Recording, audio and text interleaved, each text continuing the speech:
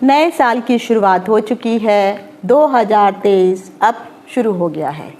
2023 में हर किसी के मन में उमंग है, उल्लास है। वैसे तो देखा जाए भारतवर्ष के अनुसार, यानी हम हिंदुओं के अनुसार, जो नव वर्ष की जो शुरुआत होती है वो चैत्र मास के जो नवरात्रे होते हैं मार्च में आते हैं, तब से हिंदू नव वर्ष की शुरुआत होती है और संवत भी तभी बदलता है। लेकिन अकॉर्डिंग टू ग्रेगोरियन कैलेंडर के अनुसार, जो अंग्रेजों के द्वारा बनाया गया है, उनके अनुसार जो नव वर्ष की शुरुआत होती है वो 31 दिसंबर की रात्रि के पश्चात नव वर्ष की शुरुआत मान ली जाती है। तो आप सबने भी उस दिन नव वर्ष मनाया होगा। तो सबसे पहले मैं आप सभी जातकों को नव वर्ष की हार्दिक शुभकामनाएं देती हूं और आशा करती हूं कि जो भी कार्य या जो उम्मीदें, जो सफलताएं जो आप पिछले साल नहीं प्राप्त कर सके, वो इस साल आपको प्राप्त हों। आज के इस वीडियो में मैं आपको बताने वाली हूँ नक्षत्र सिद्धांत के अनुसार आखिर 27 नक्षत्रों में से कौन से नक्षत्र का क्या फल आपको मिलने वाला है। जिस भी राशि में आप है और जिस राशि के अनुसार आपका जो नक्षत्र पड़ता है उसी के अकॉर्डिंग आपको ये फल समझना होगा। अगर आप प्रत्येक अपनी अपनी राशि के अनुसार ये जानना चाहते हैं कि आपको क्या शुभ या अशुभ फल मिल रहा है मेष से लेकर के मीन राशि तक के जातकों को, तो मेरा एक और YouTube चैनल है जिसका नाम है जिज्ञासा ज्ञान की प्यास। उसमें मैंने वृश्चिक राशि तक का राशि 2023 का राशि का फल कथन अपलोड किया हुआ है। तो आप वहां पर जाकर के अपनी राशि के अनुसार जो है फल देख सकते हैं और उस फल को सुनने के पश्चात आप ये नक्षत्रों के अनुसार जो मैं अब फल कथन बताने वाली हूँ इसके साथ आप अपना कंपैरिजन कीजिए। अगर मान लीजिए एक एग्जांपल देती हूँ, अगर मैंने आपको बताया हुआ है कि मेष राशि के जातकों के लिए ये समय कैसा रहने वाला है, पूरा जो साल रहने वाला है, क्योंकि ग्रहों का गोचर बहुत ज़्यादा इस बार जो है एक नहीं बल्कि मैं तो कहूँगी कि सारे के सारे 9 ग्रह जो है वो चेंज होने वाले हैं, कि चाहे वो छोटे ग्रह हों या बड़े ग्रह हों। उसके अनुसार जो आपको फल मिलेगा वो राशि में पता चल जाएगा। उसी राशि के अनुसार आप जिस राशि के हैं उस राशि में नक्षत्र भी रहता है। प्रत्येक राशि में को 3 नक्षत्र बांटे गए हैं। तो अब मेष राशि के अंतर्गत जो 3 नक्षत्र आते हैं, अगर उन तीनों में से किसी एक नक्षत्र का आपका जन्म हुआ है तो वो नक्षत्र का फल आपके लिए पूरे साल क्या फल देने वाला है, उसी के अनुसार आपको ये समझेंगे। अगर मेष राशि को शुभ फल बताया गया है और नक्षत्र सिद्धांत से अगर अशुभ बताया गया है तो भी आपको समझ सकते हैं कि ये 50-50 का फल आपको मिलेगा, क्योंकि नक्षत्र ज़्यादा डेप्थ में आपको फल देते हैं। प्रत्येक नक्षत्र, जैसे मैंने अगर आप देखेंगे तो प्रत्येक राशि को जो एक नक्षत्र दिया होता है, इनके जो कि 9 चरणों का ये रहते हैं और 3-3 चरण प्रत्येक नक्षत्रों को प्रदान किए गए होते हैं। 4-4 चरण प्रत्येक नक्षत्रों को प्रदान किए होते हैं। तो इन चरणों के अनुसार जिस भी चरण में आपका जन्म हुआ है वो ज़्यादा एक्यूरेट आपको फल बता पाएगा। तो और अगर मान लीजिए नक्षत्र अशुभ बता रहा है, राशि शुभ बता रही है, तब भी आप 50% उस चीज़ को मान के चलिए। अगर आपको परेशानी हो रही है तो कौन सी राशि के लोगों को क्या उपाय करना है, इसके लिए मैं आगे वीडियो बनाऊंगी, उसमें आप जान सकते हैं। तीसरा, अगर नक्षत्र भी शुभ है, राशि भी शुभ है तो आपके दोनों हाथों में लड्डू हैं, तो आपको खुश होना चाहिए। लेकिन अगर दोनों ही चीज़ें बुरी हो गई हैं, राशि भी अशुभ बता रही है, नक्षत्र भी अशुभ बता रहा है, फिर आपको ज़्यादा संभलने की ज़रूरत होगी और ग्रहों का परिवर्तन आपके लिए बहुत सारे शुभ अशुभ योग लेकर के भी आने वाला है। तो आखिर आपको नक्षत्र पूरे 12 महीनों में क्या शुभ या अशुभ फल देने वाले हैं, ये मैं चंद्र राशि के अकॉर्डिंग मैं आपको बता रही हूँ। तो मैं डिम्पल शांडिल्या ज्योतिष सतह ज्ञान सागर के माध्यम से अपने सभी नए और पुराने दर्शकों का हार्दिक स्वागत करती हूँ। नमस्कार। तेरे जाप के बिना चले ये सांस किस तरह, मेरा कर्म तू ही जाने क्या बुरा है क्या भला, तेरे रास्ते पे मैं तो आंख मूंद के चला, तेरे नाम की जोत ने सारा हर लिया तमस मेरा। नमो नमो शंकरा भोलेनाथ शंकरा लोकनाथ शंभो हे शिवाय।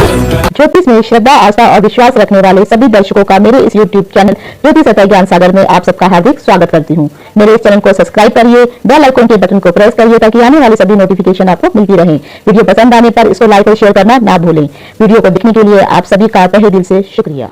और नक्षत्र सिद्धांत से अगर आप देखेंगे तो इस बार जब भी नए साल का आगाज हुआ था 31 दिसंबर के दिन, उस समय जो चंद्रमा था वो रेवती मीन राशि के रेवती नक्षत्र में बैठे हुए थे।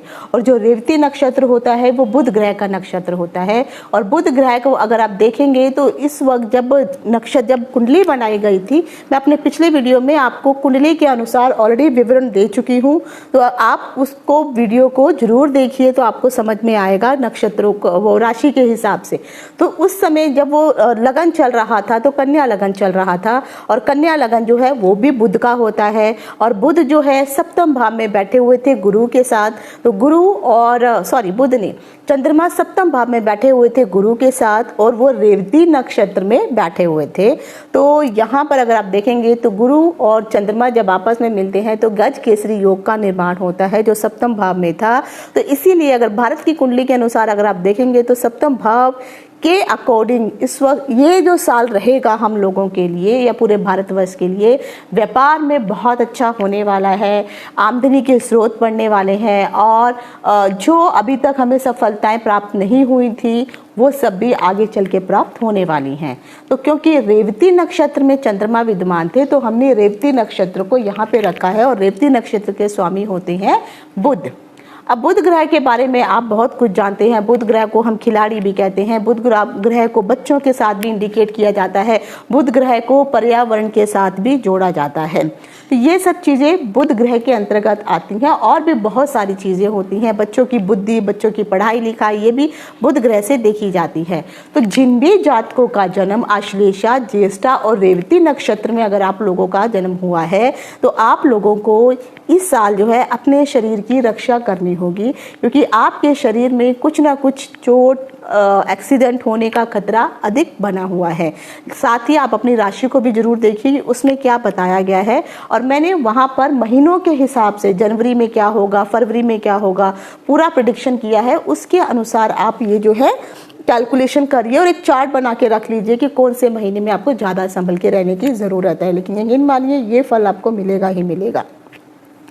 तो बुध ग्रह के जितने भी जातक हैं उनको अपने शरीर की रक्षा करनी है। साथ ही साथ बुध ग्रह जो भी जातक हैं, जो कोई अकाउंट से रिलेटेड कोई अगर आप काम कर रहे हैं, या अगर आप कोई बैंक में काम कर रहे हैं, या फिर आप किसी प्रकार के डॉक्यूमेंट वगैरह को लेकर के अगर आप काम कर रहे हैं, तो इसमें भी आपको बहुत सतर्क और सावधान होकर के रहने की ज़रूरत है। क्योंकि हो सकता है कि इस समय अगर आपने ज़्यादा समझदारी से काम नहीं किया तो कुछ ना कुछ डॉक्यूमेंट में गलती होने के कारण फिर उसका इल्जाम आपके ऊपर आ सकता है। तो जो भी लोग पढ़ाई लिखाई की तरफ, जो बच्चे इस वक्त एग्जाम वगैरह देने वाले हैं, उन लोगों को इस साल थोड़ी मेहनत ज़्यादा करनी पड़ेगी। लेकिन ये ज़रूर है कि उनको आगे अगर मेहनत अच्छी करेंगे तो सफलता के चांसेस उनके ज़्यादा बनेंगे। अब आ जाता है केतु का नक्षत्र। केतु जो है तो यानी कह सकते हैं तो बुध ग्रह के लोगों को जो है जन्म तारा में ये पड़ा हुआ है, तो जन्म मतलब आपको अपने शरीर की रक्षा करनी होगी। केतु का नक्षत्र जो है उसमें केतु के अंदर 3 नक्षत्र आते हैं, अश्विनी, मघा, मूल। ये 3 नक्षत्रों में जिनका भी जन्म हो रखा है उन लोगों के लिए ये आने वाला साल परम मित्र है। तो परम मित्र तारा में आपका जो है परम मित्र तारा का मतलब होता है कि यहाँ पे जो भी ग्रह होंगे या चंद्रमा जो है, क्योंकि मैं ये उसके चंद्रमा के गोचर के हिसाब से आपको बता रही हूँ, तो यहाँ पर आपको शुभ फल प्रदान होने वाला है। लेकिन केतु, क्योंकि अगर आप देखेंगे तो अक्टूबर के महीने में राहु केतु भी चेंज होने वाले हैं, उस समय उनका प्रभाव फिर आगे चल के बदल जाएगा। तो जितने भी लोगों का जन्म अश्विनी, मघा, मूल में हुआ है, अगर आपकी कुंडली के अनुसार अगर आपका कुंडली में केतु शुभ जगह पर बैठा हुआ है और अगर केतु की दशा, महादशा या अंतरदशा या प्रत्यांतर दशा नहीं चल रही है या चल भी रही है, तो आपको केतु के लोगों को इस साल बहुत ही अच्छी सफलता मिलने वाली है। जो लोग जो है अभी अभी केतु का से मतलब होता है जो लोग थोड़े नुकीली टाइप की चीज़ों का अगर काम कर रहे होते हैं वो लोग केतु के अंतर्गत आते हैं। जो सांप सपेरे टाइप के जो लोग होते हैं जो काम करते हैं वो भी केतु के अंतर्गत आते हैं। यानी जो लोग चमड़ा इत्यादि बेचने का काम कर रहे हैं, तो अगर आप इस तरह से कोई काम कर रहे हैं तो इस साल आपको ज़्यादा अधिक मुनाफा होने वाला है, आपको सफलता भी प्राप्त होगी। और कुछ ऐसे काम भी होंगे जो आपने अभी तक सोच रखे हैं और पूरे नहीं हुए हैं, तो ये आने वाले साल में आपके वो सोचे हुए कार्य अवश्य पूरे होंगे, लेकिन आपको हर चीज में सतर्कता भी बरतनी होगी।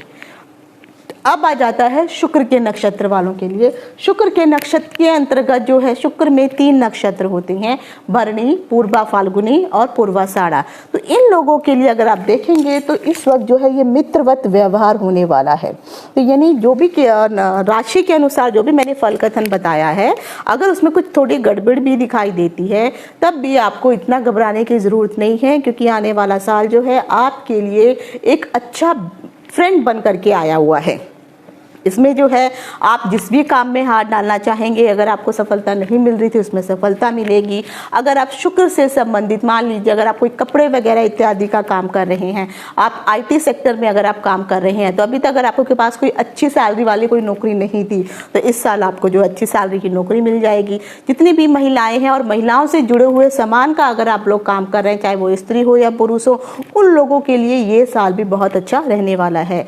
जो भी फिल्म इंडस्ट्री की लाइन से जुड़े हुए जातक हैं, मूवी इत्यादि में काम करते हैं, उनके लिए भी ये समय बहुत अच्छा रहने वाला है। अगर आप कपड़ों से संबंधित, कॉस्मेटिक से संबंधित अगर आप कोई व्यवसाय कर रहे हैं, तब भी शुक्र के जो जातक हैं जिनका भी जन्म इन भरणी, पूर्वा फाल्गुनी और पूर्वाषाढ़ा में हुआ है, इन लोगों के लिए आप कह सकते हैं कि आपका आने वाला ये जो 2023 का जो साल है ये आपको सफलता प्रदान करने वाला है। और आप जो भी काम अगर आप करेंगे उस काम में आपको सफलता अवश्य प्राप्त होगी। और धन से संबंधित अगर आप किसी प्रकार की कोई समस्या से जूझ रहे थे तो उससे भी अब आपको निदान प्राप्त हो जाएगा।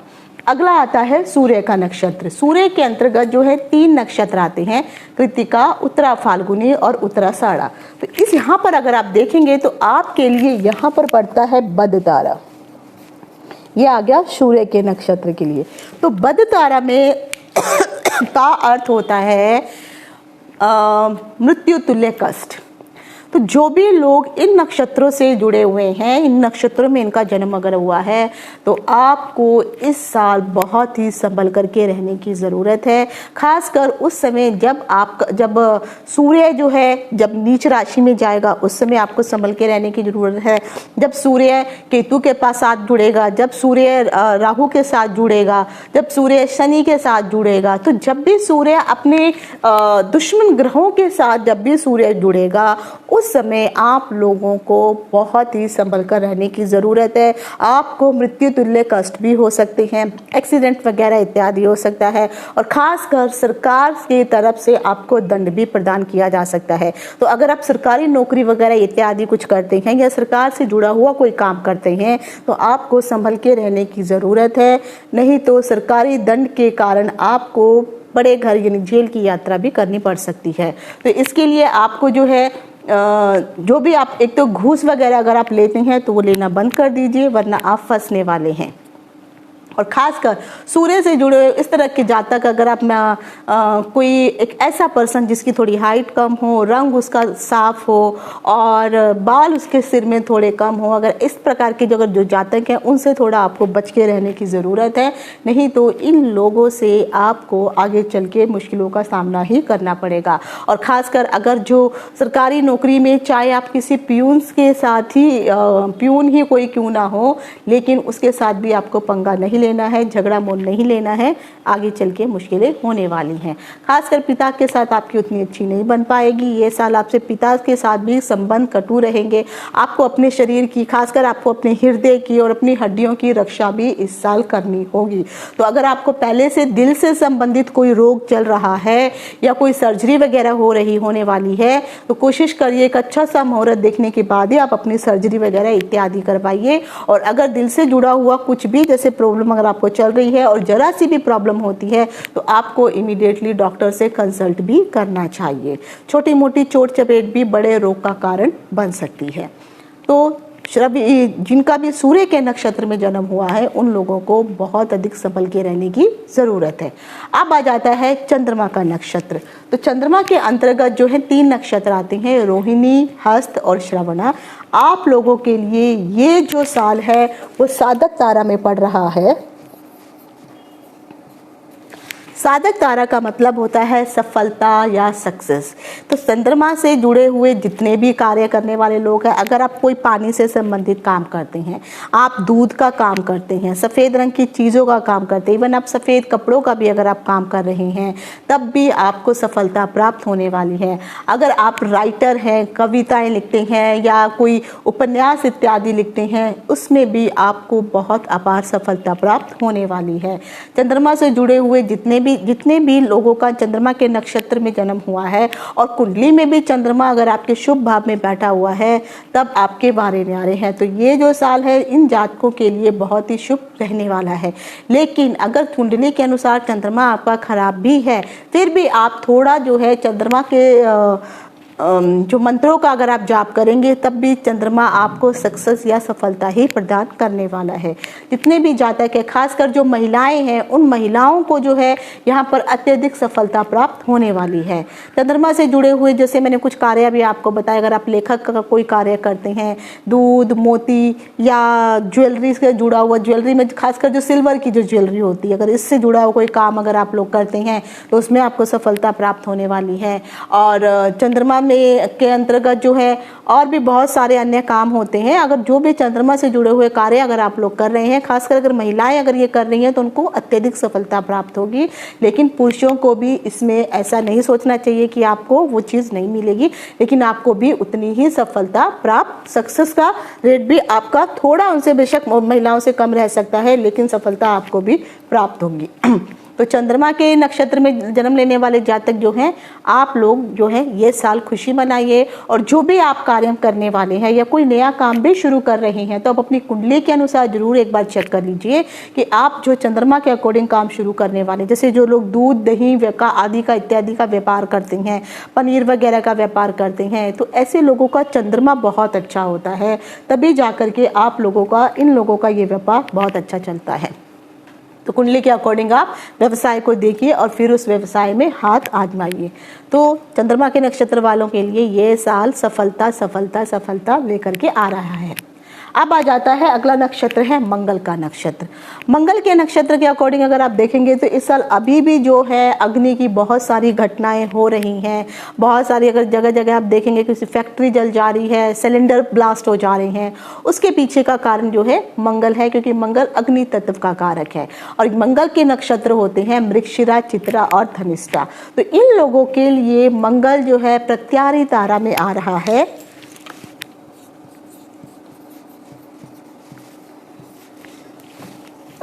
तो मंगल के लिए प्रत्यारी तारा बैठा हुआ है। जैसे मैं खुद मंगल के नक्षत्र में ही जन्म हुआ है मेरा। तो इन लोगों के लिए अगर आप देखेंगे तो ये जो नया साल है 2023 का, यहाँ पर जो है मुसीबतों भरा रहने वाला है, क्योंकि अभी साल की शुरुआत होने वाली नहीं, अभी होने ही वाली थी। मतलब शुरुआत होने में 1-2 दिन बाकी थे कि उससे पहले ही मेरे यहाँ पे हाथ में चोट लग गई, आपको दिख रहा होगा। तो यहाँ पे बर्निंग हो गया, ये जल गया। तो अब आप देख लीजिए, शुरुआत होने से पहले ही इसका इंडिकेशन मुझे मिल गया। तो मंगल के नक्षत्र वालों लोगों के लिए यानी प्रत्यारी मतलब झंझट वाला समय रहने वाला है। किसी न किसी रूप में आपको झंझट प्राप्त होने ही वाला है। अब झंझट का कारण कुछ भी हो सकता है, लेकिन अगर आप ढंग से काम नहीं करते हैं, यानी मंगल के नक्षत्र, मंगल के जो जातक होते हैं, खासकर ऐसे लोग जो हैं, अगर आप सोने से जुड़ा हुआ कोई काम कर रहे हैं तो उसमें कुछ झंझट पैदा हो जाएगा। अगर आप बिल्डिंग मटेरियल से जुड़ा हुआ कोई काम इत्यादि कर रहे हैं तो उसमें किसी न किसी प्रकार का कोई झंझट हो सकता है।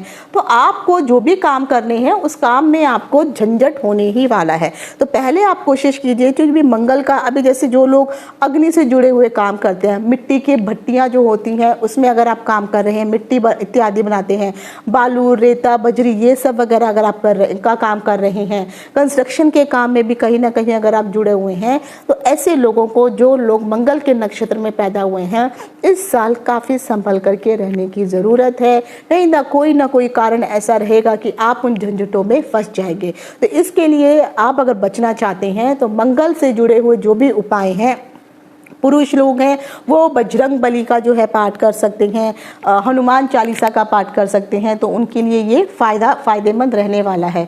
मंगल के जो मंत्र होते हैं उन मंत्रों का जो है, आप महिला हो या पुरुष हो, तो इन मंत्रों का आप लोग जाप कर सकते हैं। तो इससे जो भी झंझट वाला जो समय है वो ज़्यादा तो नहीं होगा, लेकिन उस झंझट में कमी आ जाएगी। जो बड़ा प्रॉब्लम होने वाला था वो बड़ी प्रॉब्लम ना होकर के वो प्रॉब्लम थोड़ी कम हो जाएगी, लेकिन होगी जरूर। अभी जैसे मैंने कहा कि मैं खुद मंगल के नक्षत्र में हूँ, तो नया साल शुरू होने से पहले ही मुझे यहाँ पे देख लीजिए कि मुझे प्रॉब्लम आ गई। अब ये प्रॉब्लम और बड़ी भी हो सकती थी, लेकिन उतनी बड़ी ना हो करके ये प्रॉब्लम छोटी हुई, क्योंकि देखा जाए तो मेरी कुंडली के अकॉर्डिंग मंगल जो है वो सही जगह पर बैठा हुआ, तो इसलिए मुझे उतना ज़्यादा बुरा प्रभाव नहीं मिला। तो इसीलिए आपको अपनी कुंडलियों को भी जरूर एनालाइज करना चाहिए। तो मृगशिरा, चित्रा, धनिष्ठा, ऐसे लोगों के लिए आने वाला 2023 का जो साल है, हालांकि जब ग्रह अपने गोचर करेंगे और ग्रह अग्नि राशि के अनुसार बदलेंगे तो इस चेंजेस में भी काफ़ी सारा प्रभाव होगा, फिर बदल होगा। जब शनि बदलेंगे तो आपका जो ढैया जो है वो खत्म हो जाएगी, तो आपका समय थोड़ा अच्छा हो जाएगा। राहु केतु चेंज हो जाएंगे, उससे भी आपका समय, अभी जो है राहु और केतु अगर आप देखेंगे तो केतु जो है आपके वहाँ पर बैठे हुए हैं, लगन भाव में बैठे हुए हैं। तो इस वक्त जो है जितने भी तुला राशि के जातक हैं, जितने भी तुला राशि के जातक हैं, उन लोगों को जो है इस समय बच के रहना चाहिए, क्योंकि उनके सिर में किसी कारण की कोई चोट वगैरह इत्यादि आ सकती है, सर में कोई प्रॉब्लम शुरू हो सकती है।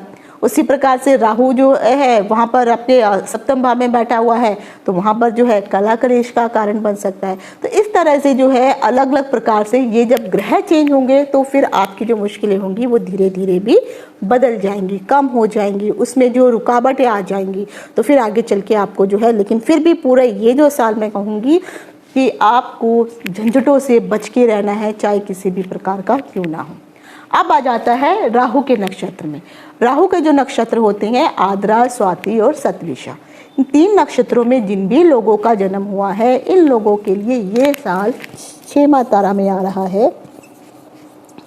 क्षेमा तारा का अर्थ होता है कल्याणकारी, यानी आपके लिए ये जो साल है और राहु के नक्षत्र वालों के लिए जो साल है ये कल्याणकारी बन करके आ रहा है। आपके लिए कल्याण ही कल्याण है। अगर आप राहु से जुड़े हुए कुछ काम कर रहे हैं, यानी जो लोग गैस इत्यादि से जुड़े हुए काम करते हैं, क्योंकि राहु एक प्रकार की वायु है, तो गैस से बना हुआ कोई भी अगर आप काम कर रहे हैं तो आपको सफलता उसमें प्राप्त होगी। अभी जैसे ऑक्सीजन गैस के लिए जैसे बीच में कितना, पिछले साल कितना प्रॉब्लम हो गया था, लेकिन यहाँ पर अगर अभी जो ये साल है आपके काम में अच्छी बढ़ोतरी होगी। दूसरा जो है, अगर आप राहु से जुड़ा हुआ और भी जैसे बहुत सारे काम रहते हैं, मुझे भी याद नहीं आ रहा है, लेकिन अगर राहु से जुड़े हुए अगर आप किसी प्रकार का कोई भी काम कर रहे हैं तो इस समय आपके लिए, राहु के नक्षत्र वालों के लिए ये पूरा साल कल्याणकारी बन करके आया हुआ है। तो आप समझिए कि आपका ये साल बहुत अच्छा खासा जाने वाला है। तो उसके बाद आ जाता है बृहस्पति के नक्षत्र। बृहस्पति के अंतर्गत 3 नक्षत्र आते हैं, पुनर्वसु, विशाखा और पूर्व भाद्रा। इन लोगों के लिए, जिनका भी जन्म हुआ है, इन लोगों के लिए जो है ये आ रहा है विपद तारा। अब विपद तारा के अंतर्गत का मतलब होता है विपत्ति भरा। विपत्ति किसी भी प्रकार की हो सकती है, विपत्ति की कोई परिभाषा नहीं होती है। तो जिन भी लोगों का जन्म बृहस्पति के नक्षत्रों में हुआ है उन लोगों को विपत्तियों से, परेशानियों से बच करके रहना चाहिए, क्योंकि अगर आप देखेंगे अप्रैल में जब गुरु भी चेंज होंगे तो उस समय वो राहु के साथ जुड़ जाएंगे और वो 6 महीने तक राहु के साथ रहने वाले हैं। उस समय जो है गुरु चंडाल योग का भी निर्माण होगा। आखिर ये गुरु चंडाल योग जो है सिर्फ क्या राहु और इसके साथ मिलकर ही बनता है, और क्या हमेशा गुरु चंडाल योग बुरा ही फल देता है? ये सब चीज़ें अगर आप जानना चाहते हैं तो मैं इसका अगला वीडियो बनाऊंगी, उसको जरूर देखिए। देखिए कि 12वें मेष से लेकर के मीन राशि के 12 भावों में किस भाव में आपका गुरु चांडाल योग बन रहा है और उस भाव में बना हुआ गुरु चांडाल योग क्या फल देने वाला है। तो होगा क्या, गुरु जब भी ये योग बनता है, यानी जितने भी लोग इनका इस जन्म में जिनका भी जन्म पुनर्वसु विशाख और पूर्व भाद्रा में हुआ है, तो यहाँ पर गुरु का नक्षत्र एक तो वो जब अपना राशि परिवर्तन करेंगे, राशि परिवर्तन करके अपने मित्र की राशि मेष राशि में जाएंगे, वहां पर पहले से ही उनका शत्रु जो है गुरु वहां पर राहु वहां पर आकर के बैठा हुआ है। तो जब ये दोनों आपस में मिलेंगे तो राहु यहाँ पर गुरु को भ्रमित करना शुरू कर देगा। तो जो लोग ये खासकर ये गुरु के नक्षत्र में पैदा हुए लोग हैं, इन लोगों में भ्रम की स्थिति उत्पन्न होनी शुरू हो जाएगी। और इस भ्रम के कारण, जैसे अगर आप कोई गलत काम करने वाले हैं, आपके मन में ये भ्रम रहेगा कि मैं इसको इतनी सफाई से करूंगा कि ये गलत काम कोई मेरा पकड़ ही नहीं सकता है। ये भ्रम राहु उत्पन्न कर देगा। और क्यों, गुरु जो है वो इंटेलिजेंस का कारक है, वो पढ़ाई लिखाई शिक्षा इसका कारक है, बुद्धि का कारक है। तो यहाँ पे गुरु जो है आपको बुद्धि तो दे रहा है, लेकिन जो राहु है वो आपकी बुद्धि को भ्रमित कर दे रहा है। तो राहु जब बुद्धि भ्रमित करेगा और उस समय आदमी सोचेगा कि मेरा ये काम सफलता मुझे मिल जाएगी, मैं तो पकड़ा ही नहीं जाऊंगा, वहीं पर ये चीज उल्टी हो जाएगी और आपको परेशानियों का सामना करना पड़ेगा। तो ये जो पूरा साल है बृहस्पति के नक्षत्र वालों के लिए विपत्तियों से भरा हुआ है। किसी ना किसी कारण, छोटी हो बड़ी हो, विपत्तियां आपके ऊपर आएंगी। तो इन विपत्तियों से बचने के लिए एक तो आपको गुरु के मंत्रों का जाप करना चाहिए। साथ ही साथ अगर आप, क्योंकि गुरु के जो इष्ट देव हैं वो है विष्णु भगवान, तो आप विष्णु भगवान की जो है का जाप कीजिए, विष्णु सहस्त्र नाम पढ़िए, विष्णु चालीसा पढ़िए और विष्णु के मंत्रों का जाप कीजिए। और राहु अगर आपकी कुंडली में पहले से ही खराब चल रहा है और राहु फिर अगर आकर के गोचर के अकॉर्डिंग अगर राहु और गुरु आपस में मिल रहे हैं, तो यहाँ पे और अधिक मुश्किलें आपकी बढ़ जाएंगी। तो आप लोगों को राहु के मंत्रों का जाप भी करना चाहिए। राहु के जो इष्ट देव हैं वो शिव होते हैं, तो शिव यानी रुद्र है, तो रुद्र का आप रुद्राष्टक का पाठ कर सकते हैं, रुद्र का पाठ कर सकते हैं, इवन रुद्र गायत्री है उनका आप पाठ कर सकते हैं। तो यहाँ पर क्या है, आपके उपके साथ अगर कोई बड़ी विपत्ति आने वाली होगी, उस विपत्ति से आप बच जाएंगे और वो विपत्ति चाहे छोटी होगी लेकिन छोटी में ही टल जाएगी। जैसे मैंने कहा मेरा हाथ जल गया, अब ये कुछ और भी इंडिकेशन हो सकता था, लेकिन यहाँ पे सिर्फ थोड़ा सा इतना बर्न होकर के ही मैं बच गई।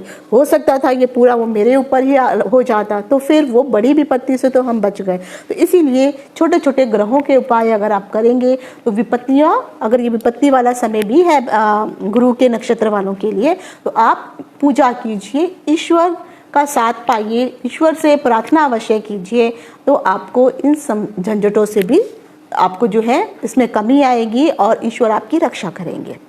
अब आ जाता है शनि का नक्षत्र। जिन भी लोगों का शनि के नक्षत्र में जन्म हुआ है, पुष्य, अनुराधा, उत्तर भाद्रपद, ये शनि के नक्षत्र होते हैं। अगर इन नक्षत्रों में आपका जन्म हुआ है, इन लोगों के लिए आने वाला 2023 संपत्ति तारा में आपका पड़ रहा है।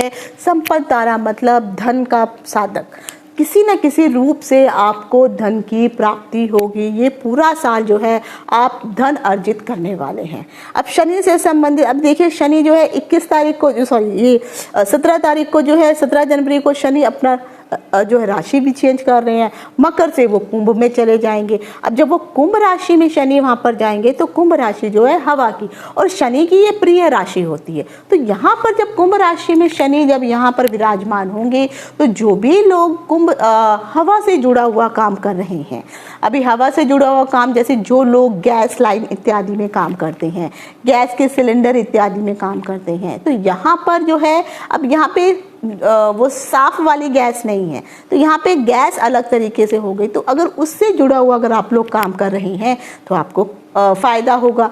जो भी लोग कुंभ राशि के हैं उनके लिए ये साल बहुत अच्छा रहने वाला है। कुंभ के नक्षत्र वालों के लिए ये साल बहुत अच्छा रहने वाला है। और अगर आप खासकर ऐसे लोग जो लंबे हैं, पतले हैं, थोड़े सांवले रंग के भी हैं, चाहे वो महिला हो या पुरुष हो, उन लोगों के लिए भी ये साल बहुत ही अच्छा रहने वाला है। अगर आप जो है शनि से जुड़े हुए लोहे का भी अगर आप कोई काम करते हैं, अब यहाँ पे देखिए कुंभ घड़ा, घड़े के अंदर वायु, तो वायु हमेशा हल्की होती है। तो लोहे का अगर आप काम कर रहे हैं तो लोहा इस हिसाब से होना चाहिए। जैसे मान लीजिए एल्युमिनियम है, तो एल्युमिनियम भी एक लोहे के अंतर्गत ही आता है, लेकिन एल्युमिनियम में जो है हल्कापन होता है। तो खासकर अगर आप देखोगे तो कई गाड़ियों में जो है एल्युमिनियम यूज़ किया जाता है। जब एरोप्लेन वगैरह इत्यादि बनते हैं तो उसमें एल्युमिनियम यूज़ किया जाता है। या फिर जो लंबी चीज़ें होती हैं, अब लंबी जैसे चीज़ें हो जाती हैं, कोई वायर वगैरह, अगर आप देखेंगे जो बिजली के जो वायर होती हैं ये लोहे से बनते हैं, एल्युमिनियम से बनते हैं। तो अगर आप इस प्रकार का कोई व्यवसाय इत्यादि कर रहे हैं तब आपको वहाँ पे लाभ होने वाला है। और अगर आप लोहे, ऐसा लोहा जो हल्का लोहा है, लोर या फिर कोई लोहे से बनने वाली जो रस्सियाँ होती हैं, रोप वगैरह होती हैं, उनका अगर आप काम कर रहे हैं तो इन चीज़ों का या वायु से जुड़ी हुई जो भी काम होते हैं उस तरह का काम अगर आप कर रहे हैं तो यहाँ पर आपको सफलता प्राप्त होने वाली है। अब जैसे LPG गैस है, CNG गैस है, तो यहाँ पर भी इन लोगों को इस साल जो है धन की प्राप्ति बहुत अच्छी रहने वाली है। तो जो भी शनि के नक्षत्र में जिन लोगों का जन्म हुआ है उन लोगों के लिए ये साल धन प्रदानदायक है और आपको धन अच्छे रूप में प्राप्त होगा, बशर्ते आप ईमानदारी से काम करें। तो ये थे मेष, पूरे मेष से लेकर के मीन राशि तक के 27 नक्षत्रों के अनुसार आपका 2023 का राशिफल। आशा करती हूँ आपको ये पसंद आया होगा। आज यहीं तक, इति शुभम, नमस्कार।